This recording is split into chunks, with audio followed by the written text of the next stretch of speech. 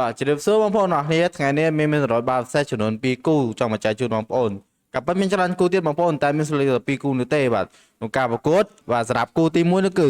Red Bull Salzburg ប៉ះគ្នាជាមួយនឹង Porto ដែលគូទី2 Aston Villa ប៉ះគ្នាជាមួយនឹង Borussia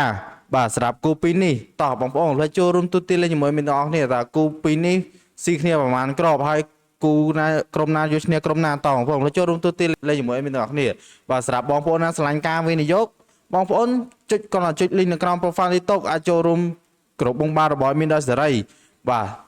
សម្រាប់បងប្អូនណាស្រឡាញ់ការវិនិយោគចង់តាមដានធីបបាថ្មីៗអត់មានក៏មានតម្លាក់ធីបបាថ្មីៗជារៀងរាល់ថ្ងៃផងដែរចង់មកចែកជូនបងប្អូន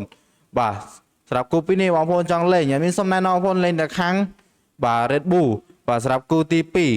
2មានសំណែនបងប្អូនលេងតែខាង Aston Villa បងប្អូនបាទបងប្អូនផ្លេចចូលរួមទូទាត់លេងជាមួយមានទាំងអស់គ្នាតើ